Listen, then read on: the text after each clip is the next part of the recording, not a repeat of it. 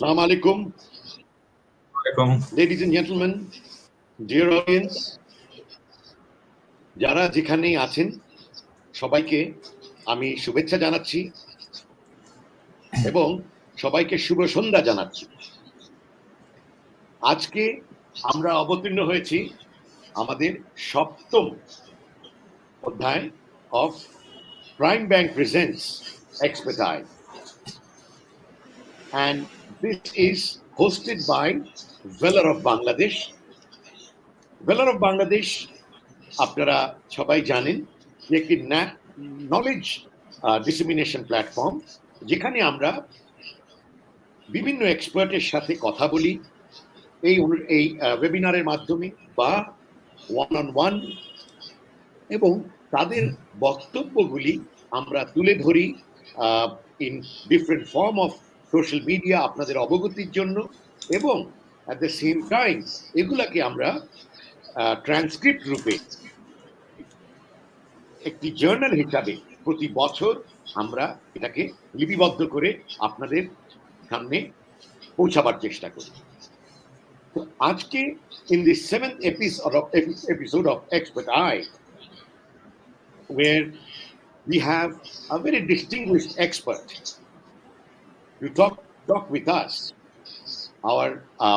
and the session is called Healthcare, and this is going to be a session where we are going to talk about the future of healthcare of Bangladesh, and also what is healthcare now like in different parts of the world. Now, I would like to welcome our guest, Professor Dr. Samnun Taha, who is with us. He is an MBBS from Dhaka, Bangladesh, an MRCP from Royal College of Physicians, UK, and most importantly, he is one of the few geriatric medicine specialists in our country, and he has done his diploma in geriatric medicine at the Royal College of Physicians in London in 2012. Now, we would like to welcome Dr. Samnun Taha. Dr. Taha, thank you very much for joining us today, and we are really happy to have you. And I would like to request you to say a few words about yourself to the audience. Over to you, Dr. Samnun Taha. Okay, thank you, Albab. Albab has almost told everything about me. He has already said that I'm a geriatric medicine specialist working in Bangladesh, and I had my training in this particular subject, which hasn't really grown that much in our country as yet. But you see, the number of aged people are increasing. 50 years back, the average longevity in our country was about 41 years or so. Now it has jumped to about 73 years. And at one point of time, it was thought that aging is only a Western issue.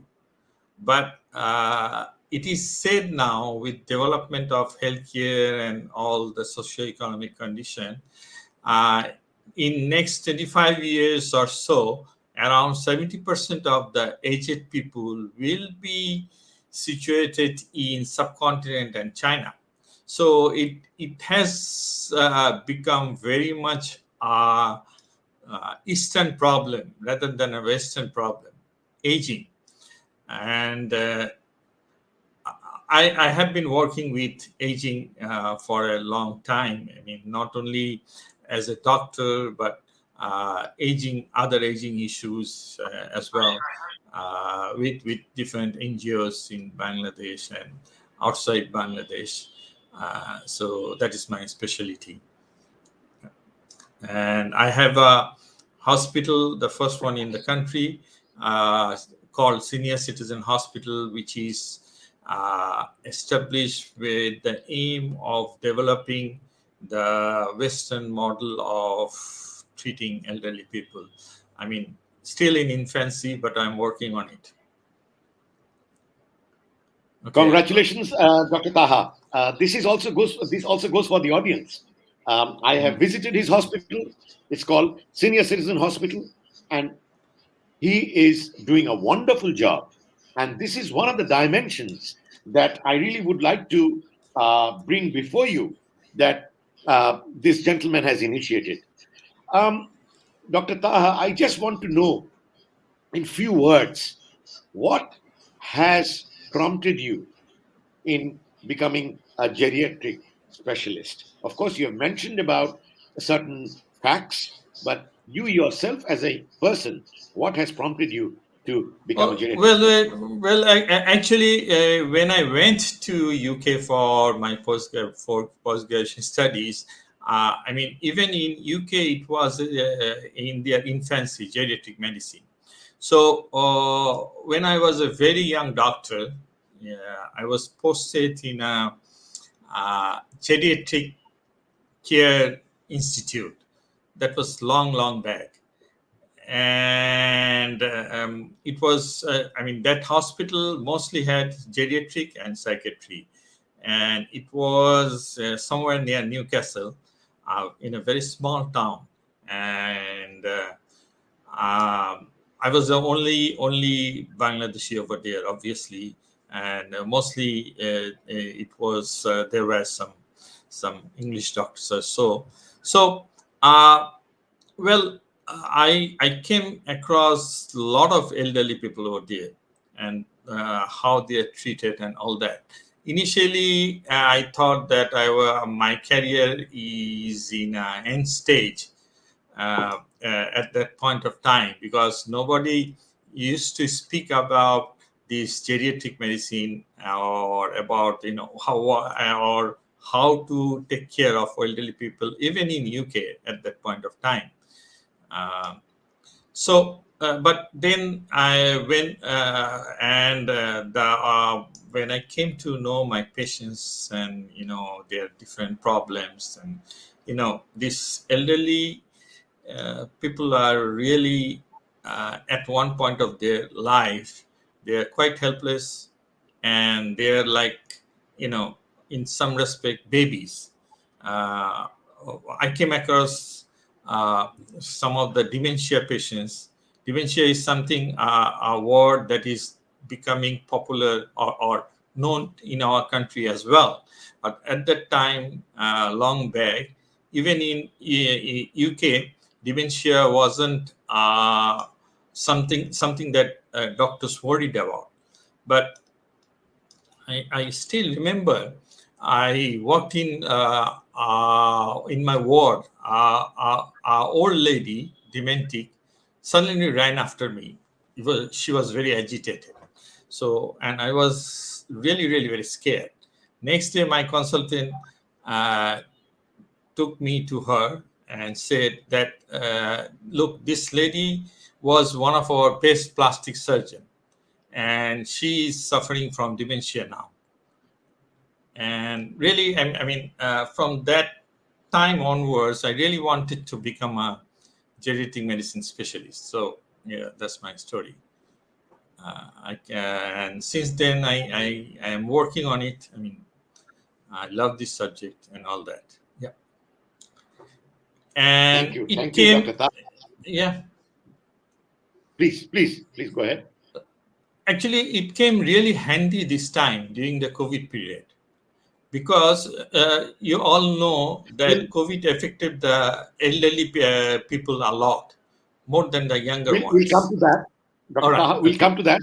But All right. but what I can say is it's your we can understand, it's a blend of profession and emotion, where you have really taken your profession to a level of nobility, and we really uh, appreciate that, and we really thank you for being there for the elderly patients of Bangladesh.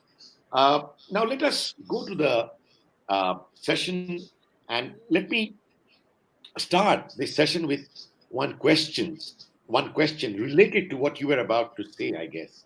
That, how healthcare, you think, has changed during the pandemic or post pandemic? That is the entire process of transformation that we have experienced, the digitization, the overall transformation in the all the sectors where medical sector was under the scope.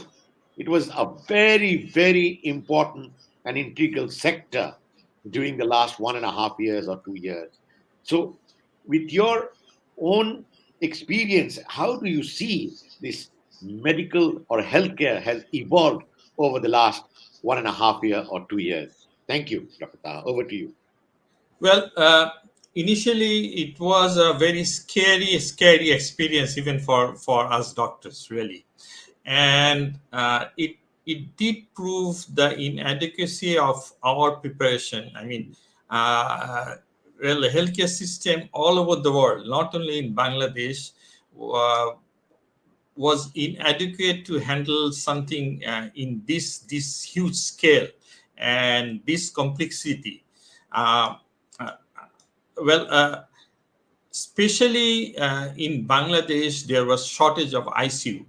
I mean, there are quite a few ICU set up in Dhaka. I mean, but outside Dhaka, uh, ICU facility is very negligible, and most of the I mean many of my patients, died in road. As a matter of fact, they couldn't make it to Dhaka, and in a country like ours, though it's a small country, but with such densely population, I mean, uh, and inadequacy of ICU was one of the issues that really showed that how ill we are prepared for catastrophic diseases. Let me explain what we mean by catastrophic diseases.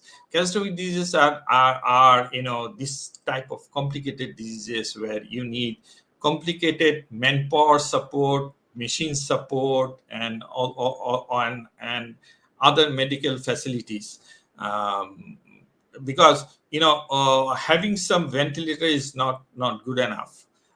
You need to have experienced people to run it as well. And over the years, you see in Bangladesh, uh, the our GDP expenditure is only 1.3% in healthcare. According to WHO, it should be at least 5%. Even our neighbors, I mean, small country like Nepal, they have got a expenditure of around 3% of their GDP.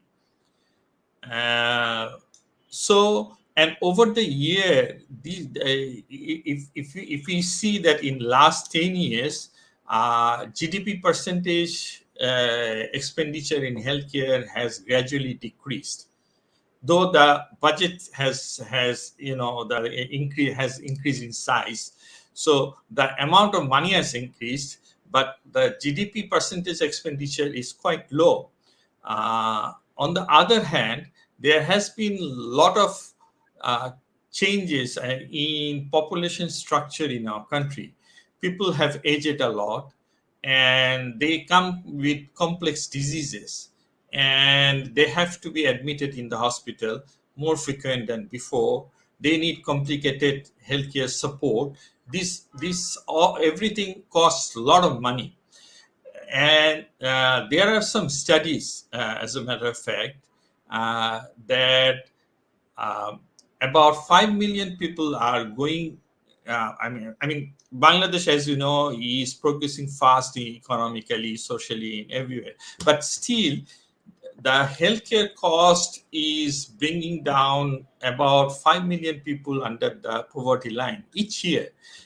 due to these catastrophic disease expenditure. One of the reasons is that we really don't have any health insurance support system in our country. I mean, less than 1% of the population is under health insurance. I mean, even imagine. Let me give you an example. Imagine a country like Rwanda. I mean, just few years back, they were fighting with each other. Now, 95% of their population is covered by health insurance. Thailand, 98%. Even India, India has gone, at least whole middle class is covered by health insurance now. Yeah, and I think they have already decided to include about 10 crore families into health insurance program. Now, Bangladesh government or doesn't have as yet as any program or plan to introduce universal healthcare system, which is absolutely necessary if you want to give proper healthcare, quality healthcare to the people. That is very important. And this sliding down into poverty, it can be prevented I mean, the healthcare cost is one of, as I said, is one of the most important thing that makes people poor in our country. Okay. Uh, Thank you. That's something I completely agree with you that in Bangladesh, healthcare and these catastrophic diseases, including diseases like cancer, Yeah, exactly. has brings about so even an affluent society under the poverty line. This Right now, I have a is patient completely in true. my ICU. Right now, I have got a patient in ICU.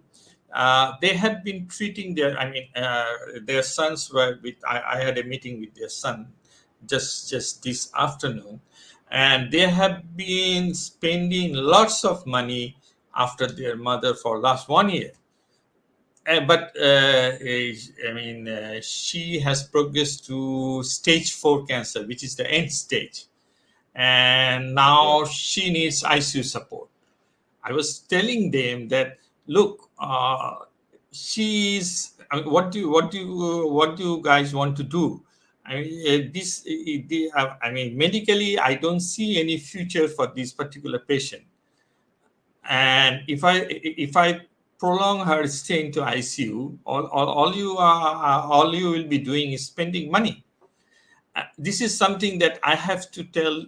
I have to, tell it to my patient, and it's always painful.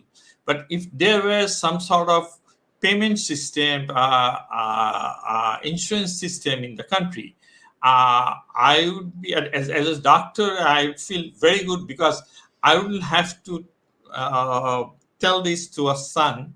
I mean, I don't. I didn't need to inform our son that take your mother home and let her die in peace, instead of spending money after her. I mean, this is really painful for me. Well, it's a global situation in Bangladesh. Let me go to my next question. You have covered a core part of that I really wanted to discuss in my second question. However, I still have the question before you. That is, you know, in comparison to the global healthcare system, uh, how you want to see, of course, insurance is one of the components, but other than that, to take the service beyond, how do you want to see Bangladesh healthcare system in the future? What are the changes you see that will happen, and what are the changes that you see should happen? Please, over to you. Actually, the healthcare dynamics is changing all over the world, not only in Bangladesh. Artificial intelligence is becoming a big thing in healthcare system all over the world, really. I mean, I wouldn't say that doctors will be replaced by robot recently as such, but a long distance treatment, artificial intelligence diagnosis of treatment is becoming an important tool. uh, there are and there are two issues here. Number one, all over the world, not only in Bangladesh, all over the world, especially in country like developing country like Bangladesh, uh, it is agreed that healthcare delivery cost has to come down if we want to meet the need of so many people. I mean, the budget is finite. The healthcare budget is always something. I mean, that is uh, well, government in a country like ours, government is more interested to build roads and bridges, and that is understandable because that is part of their developmental plan. But the thing is, healthcare wise and education wise, most of the developing countries are not spending as much they should, as much as the Western countries, or as much as they should be spending. uh, One of the reason is they simply do not have enough fund with them. So you see, lot of international manufacturers, especially machine manufacturers like Siemens, Philips, and a lot of other manufacturers, they have come up with uh, cheaper, smaller machines, like, let's say, CT scan. I mean, the CT scan was a $1 million machine just few years back, and they have brought down the price to a smaller level for smaller hospital.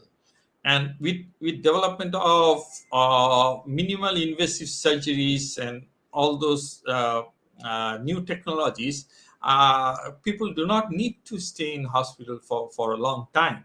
That's why the future we are not future of healthcare is smaller hospital, more localized. We won't be able to see 500 bedded hospital because we don't need it. With new technologies and with implementation of AI based treatment,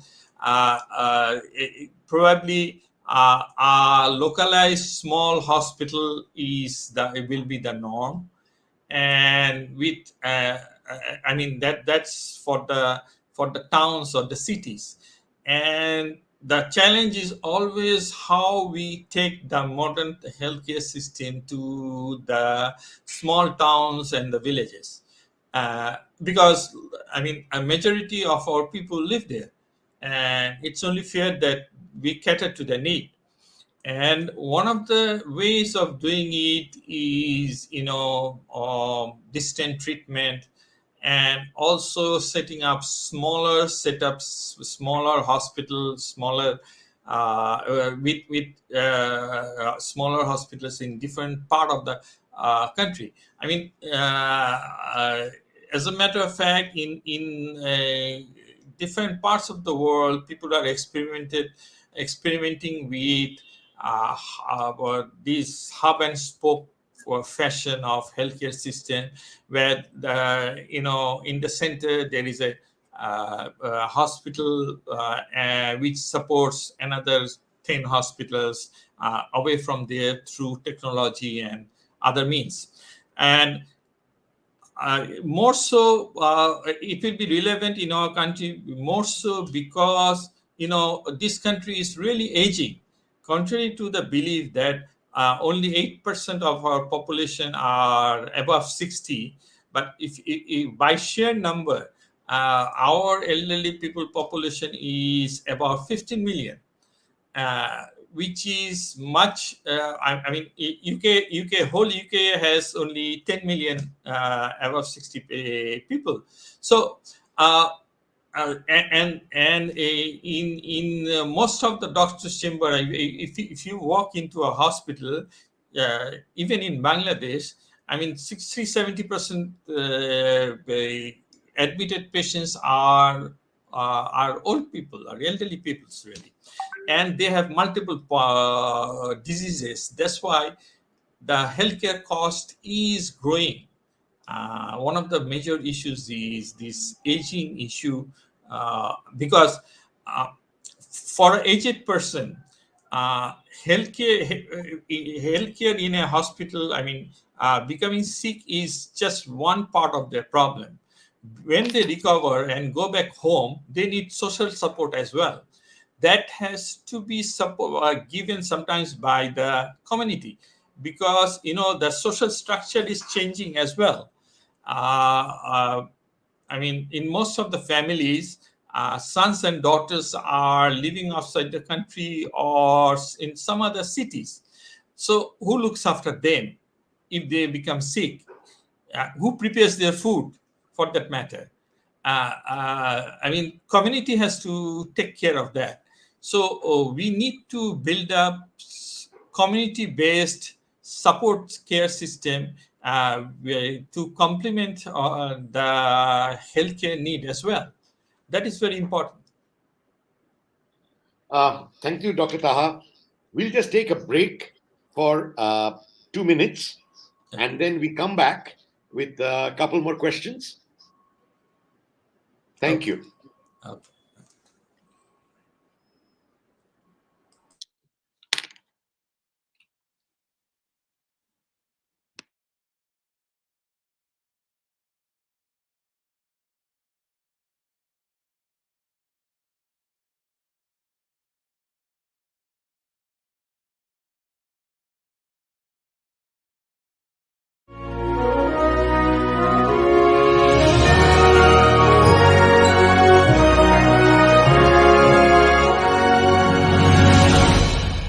Assalamu alaikum, ladies and gentlemen, and a very good evening. Before we move into the second half of this episode of Expert Eye, we would like to bring you a short message from our sponsors. Now, this episode is being sponsored by Prime Bank Limited, as well as a plethora of other brands, including Mastercard Bangladesh, City Capital Investment Limited, Alien Technologies, Dr. Bhai, My Classroom Online, as well as many other brands like AB Bank. Now, ladies and gentlemen, it is because of these brands that Valor of Bangladesh continuously remains empowered and is able to come up with a host of different events like this one. And therefore, we would like to take a moment and acknowledge their empowerment and their continuous assistance in this regard. Thank you.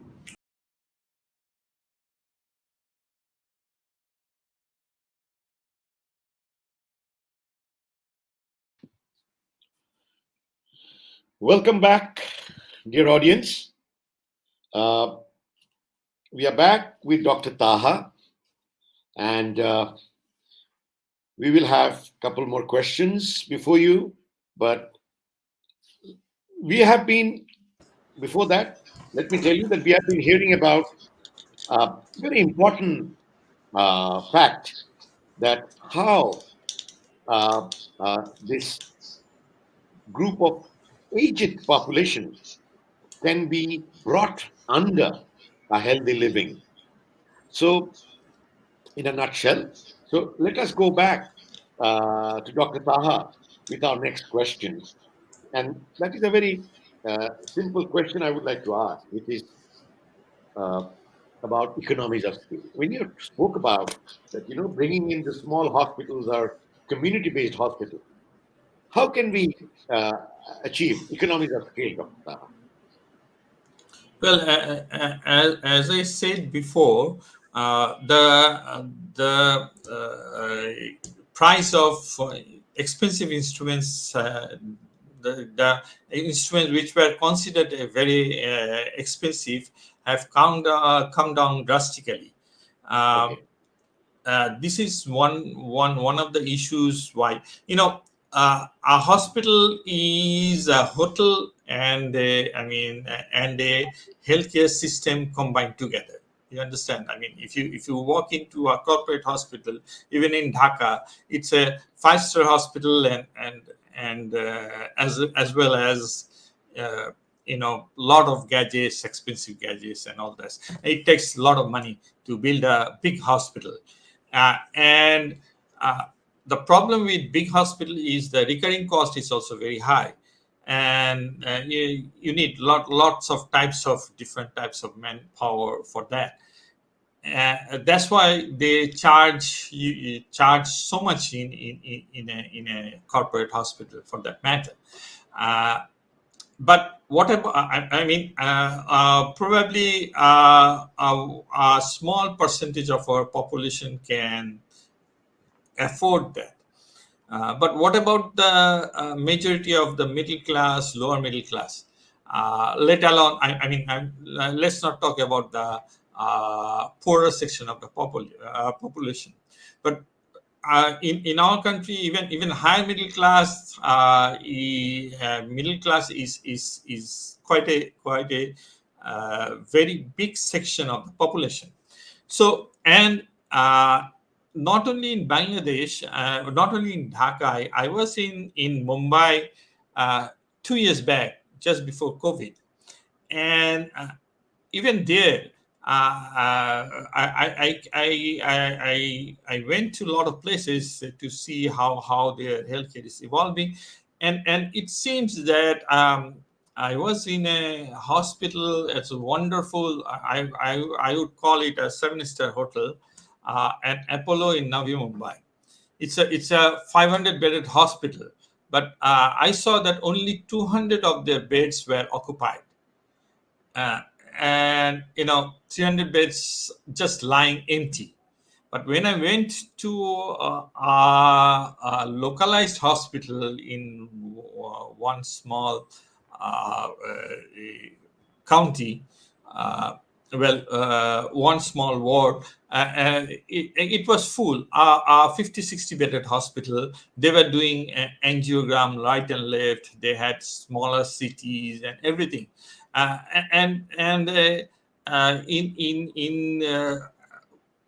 Dhaka is similar to Mumbai, as a matter of fact. A lot of traffic jam.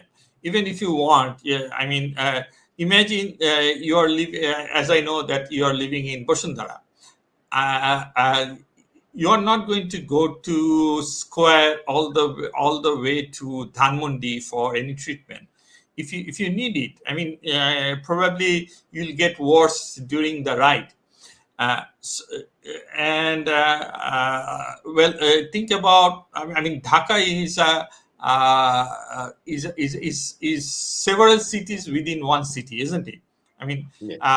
there is a statistics that 75% of Dhaka people do not travel beyond 2.7 kilometer. I mean, that's their life, their office, everything. I mean, kids' school, healthcare, everything is within that 2.7 square kilometer area. Same with any big city in the world. I mean, traffic jam, lots of issues are there. Who is going to take you to a hospital far away, which is far away from your home? I mean, everything. I mean, life has become very complicated. I mean, everybody is working to survive in a big city. I mean, everybody in the family has to work. So uh, if somebody gets a good hospital, relatively good hospital, not a seven Yeah. star, but more or less a hospital where they can get they can fulfill their healthcare need, which is nearer to their home. I mean, that becomes a much better choice for people. And in a lot of countries, I mean, that way it is evolving. And on top of that, especially in elderly population, they really don't want to move. I mean, sometimes not everybody owns a car, really, and it's very difficult for them to move from their house. So home care is going to be a big thing in the future, which is already happening. Home care, even tests, collecting bloods from the home or giving healthcare at home is something that is evolving. even the concept, one company in Mumbai, I believe, he has started the concept of home ICU. Even, I mean, that is possible up to certain extent, but still, this is something that that's what trying that brings down the cost of the expenditure of the whole healthcare system, which is very, again, very much important, also. Um, as a matter of fact, even in USA, uh, I mean, 20% of their whole budget is healthcare. Really, I mean, it's a healthcare based society. So I was just reading an article which was, I mean, which was published by someone in Kaiser Permanente. Kaiser Permanente is one of the biggest healthcare system in California. Uh, they were I mean, one of their survey reports shows that even in USA like situation, they are now going to build only hospitals which are no more than 100 beds. So because technology is there, and they also need to bring down the overhead costs. So I mean, if USA is going for that sort of model, I mean, in Bangladesh, I think, I mean, it's about time that we should be thinking uh, on that line as well, because what's there for the middle class except government hospital, and sometimes government hospitals are not adequate enough to give quality healthcare. We all know that.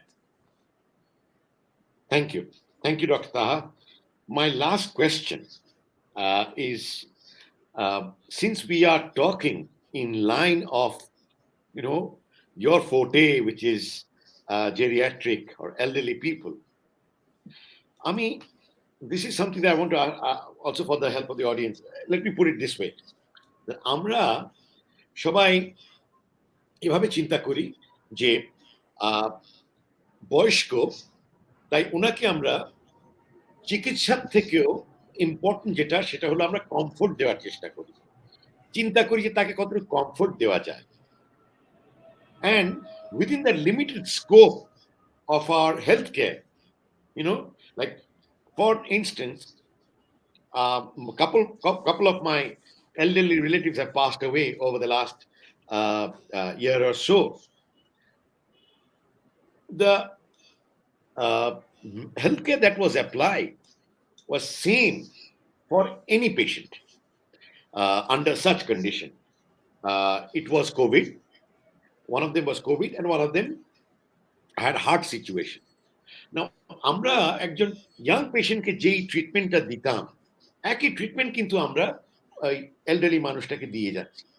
But what if you're really saying that the number of elderly people are increasing in our country or worldwide, number one, and number two, if you really want to think of putting healthcare and the comfort together for them, so what we are talking about, an extra ordinary or and a special kind of healthcare system.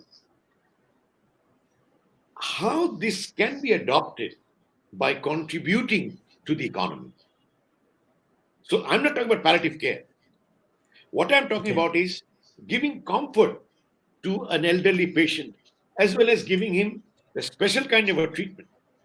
Because উনি হয়তো একজন মানুষ যিনি এখনো 70 বছর বয়সেও কিন্তু উনি দেখা যাচ্ছে যে কাজ করছেন, ইকোনমিতে কন্ট্রিবিউট করছেন, হ্যাঁ, ওনার ওনার ওনার উনি ব্যবসা দেখছেন, probably he is still agile, but because of his age he has become sick. So under such condition, what can we think of where this support system for the elderly can not only contribute to the economy, but also will help these elderly patients at the same time? Well, Albab, you have brought in this term economy into the whole scenario. Well, economy is always very important in everything. As a matter of fact, well, with the growth of aging, uh, uh, this elderly care has become a big business all over the world. I mean, it has become a economic powerhouse. I mean, there is already a term called silver economy, which is in vogue. People are really planners a lot over the world. In different parts of the world are really thinking about it. More Pampers are sold for nowadays for the elderly than for the babies. Really, all over the world. So the economy is shifting.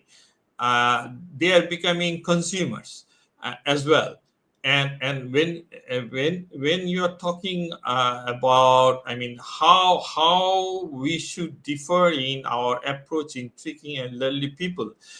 Well, uh, treating elderly people differs from younger people in one special issue, that is the philosophy of the treatment itself. Number one, uh, they need special care, which you have correctly pointed out. And you see, whenever I see this discrepancy all the time. Whenever an elderly patient is admitted in a hospital, the target should be, how little time we can keep him in a hospital. It has been seen that if we keep our elderly patient more than 7 to 10 days in a hospital situation, he gets hospital-acquired infection, or becomes depressed, or has got muscle wasting, it takes longer time for him to recover.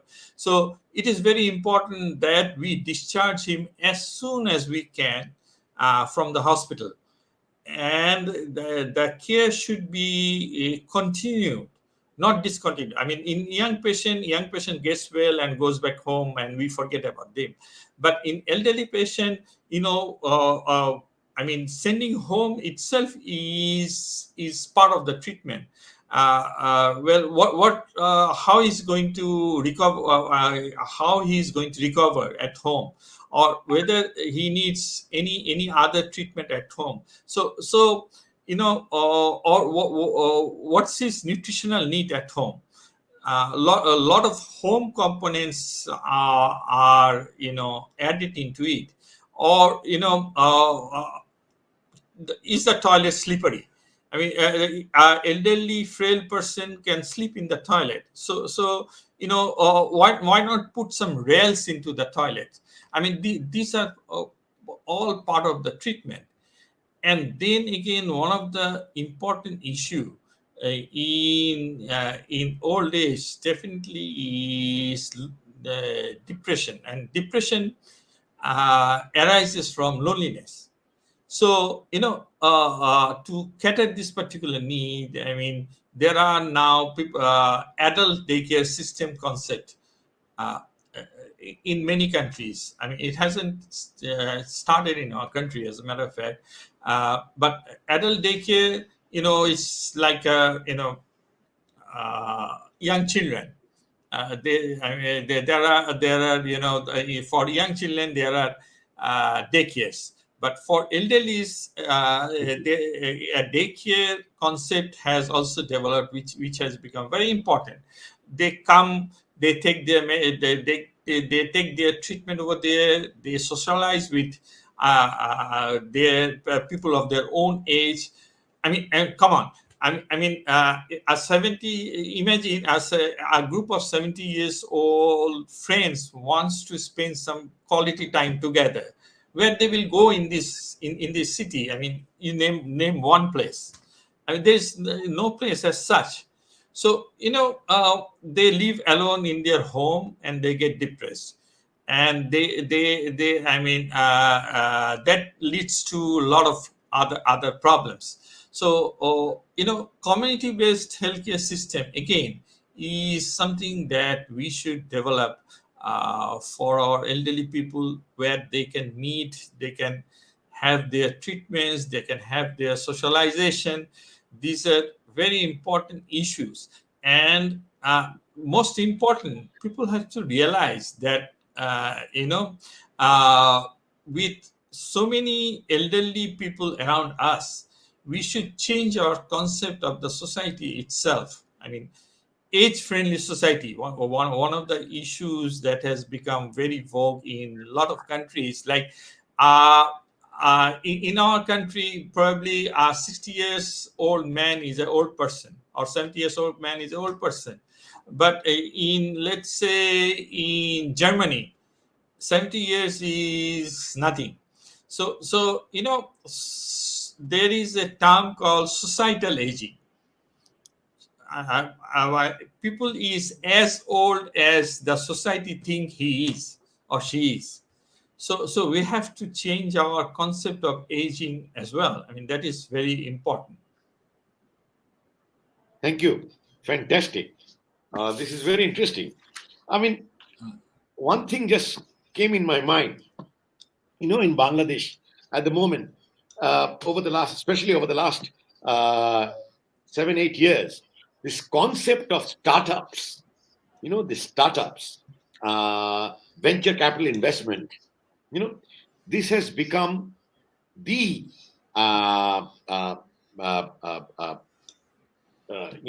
center of all discussion, center of all that is happening.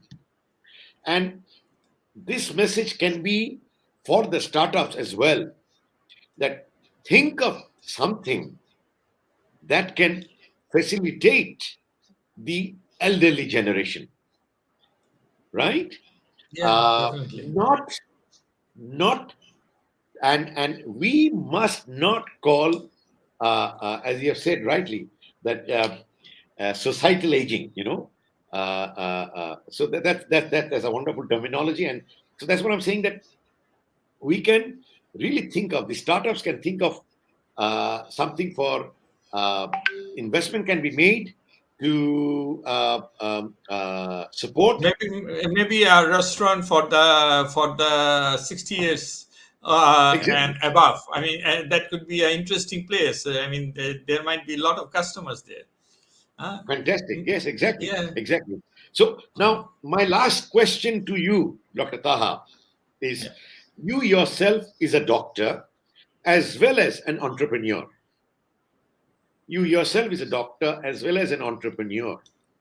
So, as an entrepreneur, in small, if you have 2 minutes to say this out there to the business community out there, what would be your message?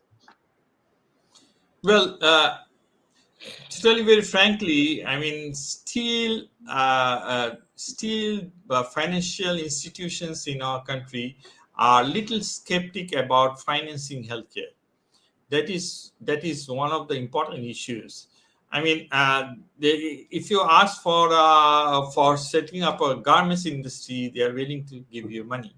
But I mean, healthcare, it's very difficult to get fund for healthcare startups. To tell you frankly, I mean, I have done two startups healthcare so far, and I had to suffer all through the line, even though it's quite profitable. One of the reason probably is because, you see, I mean, in healthcare, the business cycle is different. You cannot just pay off the money within 5 years short term loan. Probably in healthcare you need a longer term loan, let's say 10, 15 years, because you have to, I mean, this is a trust based industry. I mean, people have to trust you, and to develop that trust you need some time, really. uh, and so uh, my suggestion is that, I mean, healthcare, people has to look at it from not only from, I mean, definitely it's, I mean, you can, I can talk, I can cite a lot of examples about garments industry which has gone belly up, which has failed. But as far as hospitals are concerned, I mean, hospitals do not really fail. Most of them are successful. But still, funding is really big trouble. Probably the banks are interested to invest in big hospitals, corporate hospitals, they term it. But one has to believe there is a finite supply of rich people in this country. I mean, they are small in numbers. They can only afford corporate hospitals. But there are many customers available for middle class, smaller hospitals or not so expensive healthcare setups. They are the ones who need fund, but they don't get it. I mean, there are small hospitals all over the country, even in Thana level and all that. You can see nowadays. But unfortunately, uh, financing organizations must change their attitude towards financing healthcare. Thank you. Yeah. Is there any questions from the audience? Today's, this T20 World Cup has sort of reduced our viewers online, but of course we are being recorded. This will be up in our Facebook, up in our YouTube channel, up in our website, and so we have this cumulative uh, uh, uh, uh, coming in and people watching this. But in the meantime, is there any question from the audience? If there is not, while we wait for last question, maybe I can ask you one simple question to end our session with while we wait for the questions to come along, if there is any. We have spoken about the healthcare. We have spoken about healthcare as an institution. But what about the doctors? What about the doctors? I mean, are there enough doctors? Are we equipped in our ship when we float a ship, when we create a ship and we put it on the ocean? Do we have enough captain and sailors to sail that ship? Well, as I said, that medicine is changing rapidly.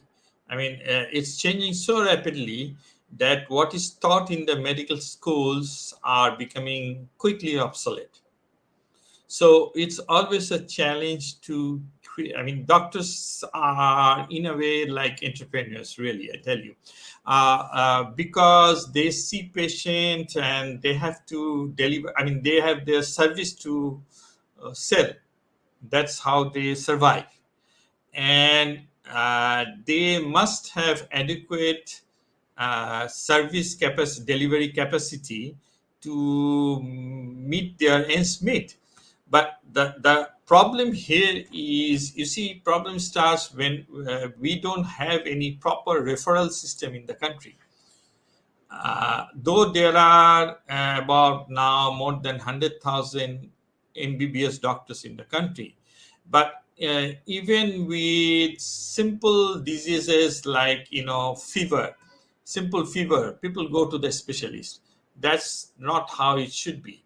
I mean, there has to be. We have to develop a referral system so that even the newly passed doctors can get patients and they can survive. Because it's not easy to study and it takes a long time and it's expensive and all that, and they have to make their living.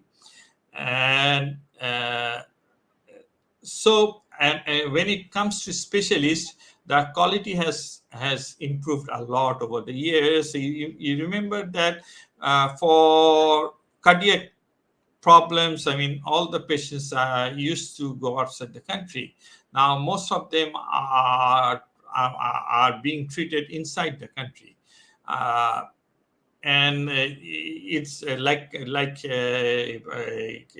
heart treatment, a lot of subjects, I mean, other subjects are developing too. So probably when people compared our medical specialist with specialists of other countries, sometimes I really get confused why they do that. Because I mean, most of the people in the country are happy with their own doctors because they cannot afford to go outside the country. It's only a few people who goes. I mean, we shouldn't worry about them. I mean, let them go to wherever they want. Who cares? We have to build for the people, I mean, who are probably the 99% population of this country. We have to develop facilities for them. For 1%, if they want to spend their money outside the country, I mean, it's their problem, not ours. Wonderful. Well, we have come to the end of the session. We had a wonderful discussion, very interesting discussion with Dr. Samnun Taha, who himself is a geriatric specialist, a doctor, an entrepreneur, as well as a philosopher. I can assure this because I know him for a while, and that's why I'm saying that he's a philosopher as well. And the best part is he's one doctor who thinks of patients first. His philosophy is that a patient must survive. A patient is the most important person to him. We have discussed today about one interesting aspect, which is geriatric, which is elderly patients, elderly people. And I think uh, elderly people who are people with the wisdom, who are the people who have lived to see, and more they are around, I think more this world will be of wisdom. So let us come together and let us think of create a healthcare system where there is enough for the comfort as well as treatment for the elderly patients as much as there are for the younger patients. So let us look forward to a much better healthcare system beyond 2021. And thank you, dear audience, for being with us. Thank you, Dr. Taha. And we will Thanks. come back with the finale. Please wait for our finale, which is on the 14th of this month, where we will talk about digital corporate governance. Thank you all. Assalamu alaikum.